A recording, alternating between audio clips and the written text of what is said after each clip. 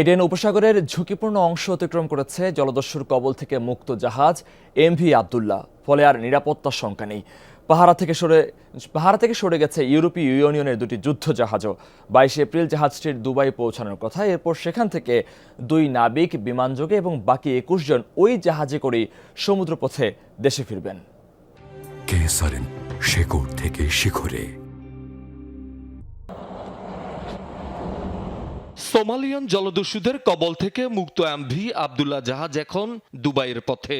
Eden উপসাগরে উচ্চ ঝুঁকিপূর্ণ এলাকা পার হওয়ায় এখন স্বস্তিতে 23 নাবিক। পাহারা দেয়া ইউরোপীয় ইউনিয়নের দুটি যুদ্ধ জাহাজও ফিরে গেছে। তবে নিরাপত্তার জন্য এমভি আবদুল্লাহর চারপাশে বসেছে কাঁটাতারের বেষ্টনী। উচ্চচাপে পানি ছেটাতে ডেকে বসেছে ফায়ার হোস। মার্চেন্ট শিপ চলাচলে এমন নিরাপত্তার কথা আন্তর্জাতিক নিয়মেই বলা আছে। হ্যারিস জোনের ভেতর দিয়ে যখন আসে তো সেক্ষেত্রে নিজেদের কিছু স্টেপ নিতে হয়। ওনাদের যেটা জানি যে বারবার রিক করছেন এবং আদার যেগুলো নেয়ার স্টেপ সেগুলো ওনারা নিচ্ছেন। তার মানে ওনাদের কাছে অ্যাকচুয়ালি জিনিসগুলো ছিল। আগামী 22 এপ্রিল জাহাজটি দুবাইয়ের আল হামরিয়া বন্দরে পৌঁছানোর কথা। সেখান থেকে 2 নাবিক বিমানযোগে দেশে ফেরার ইচ্ছার কথা জানিয়েছে মালিক পক্ষকে। বাকি 21 জন ফিরবে ওই জাহাজ যোগে সমুদ্রপথে। এতে সময় লাগবে 25 থেকে 26 দিন। 1 মাস জিম্মি দশায় থাকা নাবিকদের কাউন্সেলিংয়ের প্রয়োজন হতে পারে বলছেন বিশেষজ্ঞরা।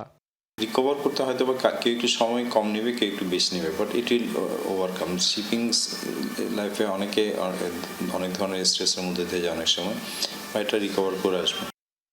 এ দুর্ঘটনার পর নিরাপত্তামূলক ব্যবস্থা আরও বাড়ানোর কথা জানান জাহাজ মালিক কর্তৃপক্ষ। এখন যে পরিস্থিতি এসছে, এখন এই মুহূর্তে আবার আরো অনেকগুলো যুদ্ধজাহাজ ওই এরিয়াতে মোতায়েন হয়ে গেছে। তো আশা করছি আমরা এই ধরনের কোনো ইনসিডেন্ট আর ঘটবে না। Plus at the same time আরও সেফটি অ্যান্ড সিকিউরিটি মেজার্স সরকার থেকে ইম্পোজ করে দেওয়া হয়েছে শিপিং কোম্পানিগুলোর উপর।